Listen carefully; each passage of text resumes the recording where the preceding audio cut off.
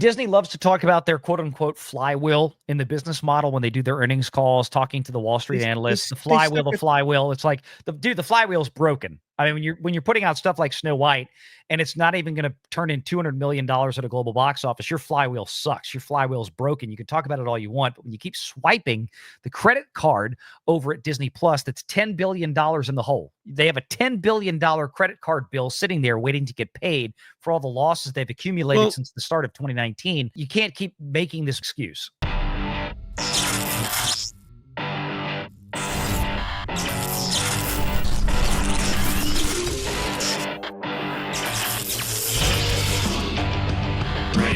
Online. Got initial long-range box office projections for that opening. Yeah, we do. From Box Office Pro for the first time, just Friday, just a couple of days ago. Okay, long-range forecast. We've got a number of things in here. Final Destination, Bloodlines, and all this kind of stuff. They're projecting $35 to $50 million opening weekend for that, which for a movie like that would be a phenomenal opening weekend. It's a horror franchise. Doesn't come with an extreme budget insofar as we know. Hasn't had a sequel in like a decade, yeah. Yeah, and I mean, all the previous entries were fairly successful. Again, when you consider what was spent to make these things. Here you go. In the latest entry, the franchise is nearly 15 years old. Debut grosses for the previous Final Destination films, which range from 10 million in 2000 to 27.4 million, in 2009's Final Destination, less instructive than more recent horror titles in predicting Bloodlines opening take. So, I mean, if they're projecting that big of an opening, 35 to 50 million, I mean, that's significant for a movie like this. And we keep going down here. Let's look at the long range when we see, this weekend, it was projecting coming in Sinners from Warner Brothers, another smaller budget film opening next weekend for Warner, 30 to 40 million for that. I think is pretty solid. The Accountant 2. See how that plays out. Again, that's a little bit different scale because it's an Amazon movie that's made for streaming, but they're putting it in the box office. They're experimenting in there. The Sinners thing is weird because that comes out just before Thunderbolts.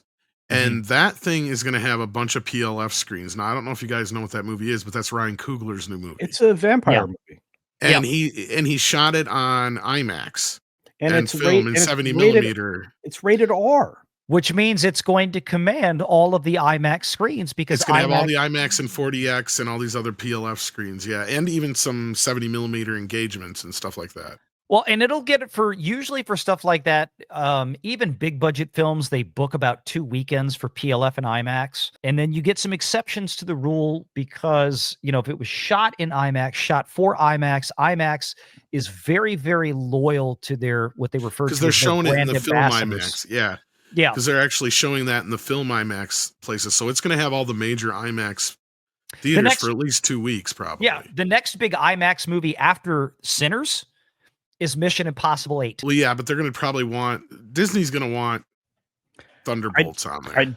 They'll get Thunderbolts in the PLFs, but where they won't probably get Thunderbolts is the IMAX screens because that's going to be handed over to Tom Cruise and Paramount for that because it was shot in IMAX. So I don't think it's going to be like the problem they had with So 7. Is that what Disney is doing? Is just burying this between all that crap, and then they can go, well, we didn't have the big screens, we had all this competition. You had The Accountant 2, you had Sinners out there. Nobody thought that was going to be this thing. They'll get the regular PLFs at theaters, but they won't get the actual IMAX theaters. Right, because I saw the whole Ryan Coogler video where he talks about all the IMAXs they're going to be having it at. It really depends on how well it does. I mean, if by the third weekend Sinners has fallen off a cliff, then they're going to shift to where the money is. When does Mission Impossible opens up same weekend as Lilo and Stitch? Lilo and Stitch. May 23rd.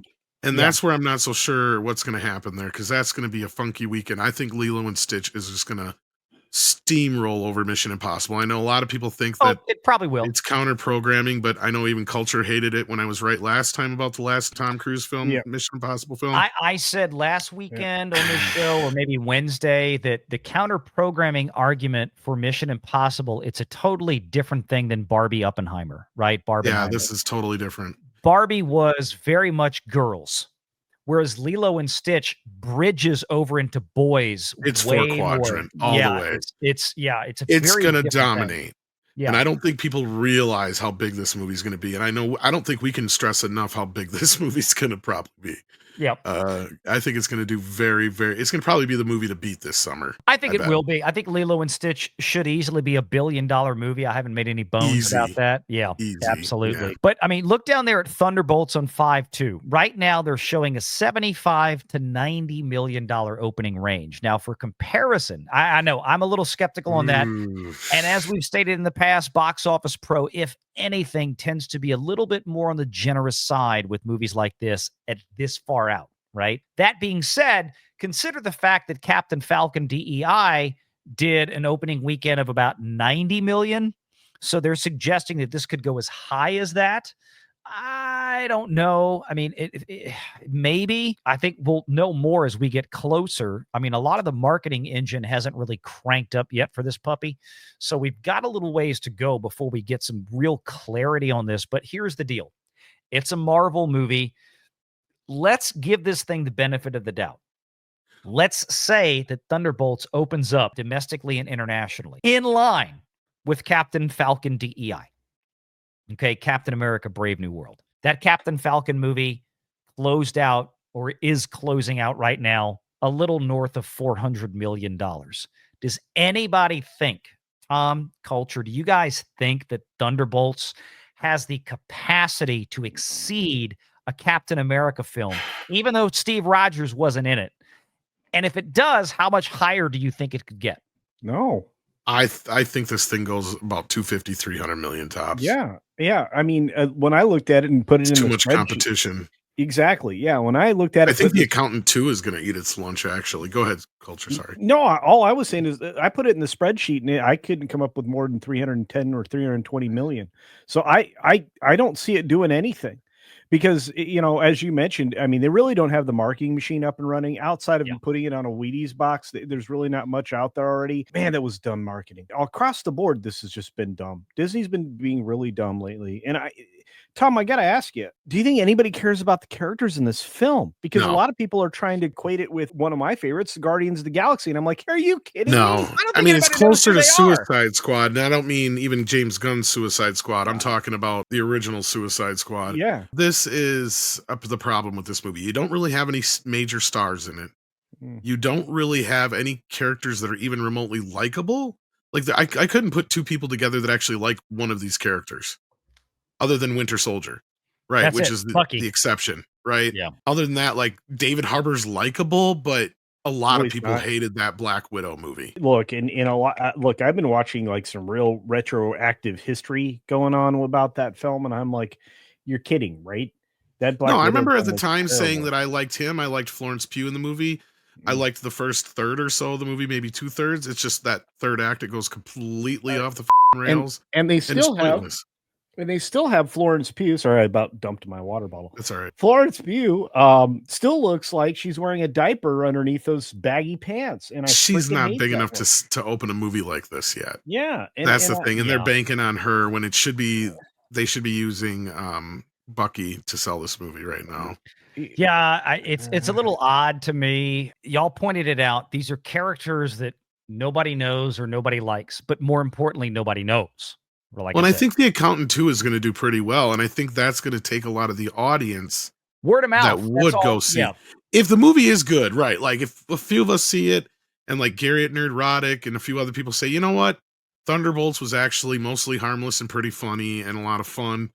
You never know. But even that is not going to help it do that well. Even that might push it to 400 million, 500 tops. And even that's being extremely generous because there's a lot of competition around there, even though it's a slow summer start. Like I said, The Accountant 2, they got that set at a $30-40 million opening. Do you guys think they might be underselling that one a little bit? Because they're really pushing the idea, because I know Bernthal was in the first film, but they're really pushing the idea with this one that they're working together. Yeah, right? So they are. So you got the Accountant 2 is one of those movies that, look, this is why that movie is a little bit, you can't compare it to what they're projecting for a Marvel opening, right? Because Tom, Culture, you guys know, what do Marvel movies get more than anything else? Pre-sales. right? Yeah. The people that still are Marvel shills, Disney shills, they're still going to go see everything that comes out with Marvel.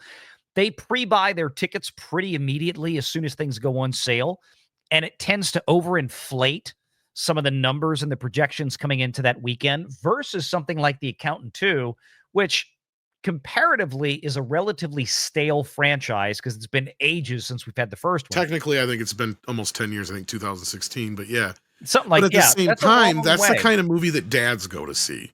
I Right? I So love that's that. the thing I don't want to underestimate it on. Yeah. Well, And that's my I point lo is the walk-up traffic time. The walk-up traffic for a movie like that, for The Accountant 2, is what Boom. could sell it. I mean, just like a Jason Statham movie. Yeah, yeah, You know, and it's like you can't predict it based on pre-sales. It's No. just it's a different financial metric that you can't hang your hat on. And this is the dichotomy in movie projection and box office projection nowadays. Just like with Minecraft, right? Warner Brothers swore up and Walk up, down. walk up, Yeah. walk up. 65 million. That's what we're seeing right now. Yeah. I mean, let's see what happens. And then wham, And- 165 million is what actually happened because they couldn't even get a beat on these No. teenagers losing their minds. No, they were wrong by And- 2/3, and they were wrong by 2/3 for the same reason they're going to be wrong about Accountant and a couple of other movies that are coming up later in the year. It's because there's an automatic magnetic pull to these things, but it's not from the pre-sale crowd. It's not as you pointed out, it's not a Marvel movie. It's not a known quantity. It's not a Star Wars thing, although Star Wars is in the toilet right now.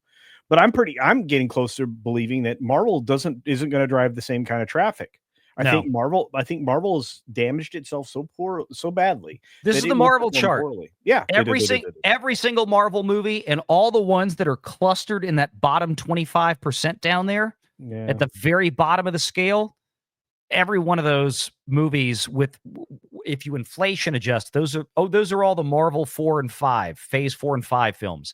When you pull out the fact that the Incredible Hulk from 2008, Captain America, the First Avenger from 2009, all those movies from 15 even Iron years Man ago. 3, even Iron Man 3 would finish Yeah. higher adjusted for inflation. All this thing is on collapse, and this is why Disney keeps blasting money out right and left. I think the heat's going to hit this summer when their theme parks, which we'll talk about in a story later, Disney is already basically tipping their hat that theme parks this summer, they are very, very nervous about right now what the performance is going to be, because Disney right now, this week, just a couple of days ago, started issuing some of the biggest discounts to get into the parks and hotels this summer that some of these Disney bloggers have seen in a decade plus. So they're very nervous. You have to go back to well, first of all, if you go back to 2001, you know why they discounted their things, and then you have to go back to 2011.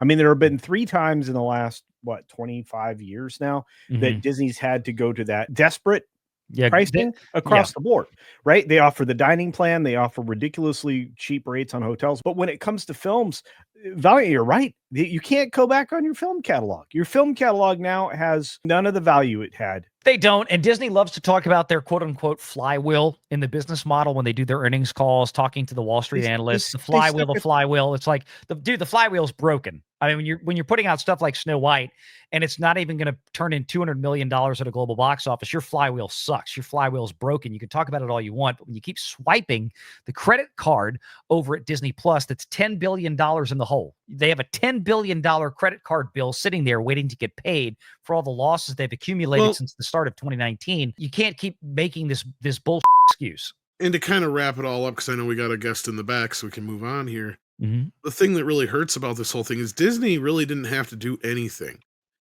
Somebody could have bought the company and not made one more movie for the rest of its existence, and banked on just what Disney was to begin with, the library up through the 2000s, building off the library, building up the whole image of the vault, putting a few more movies into the vault.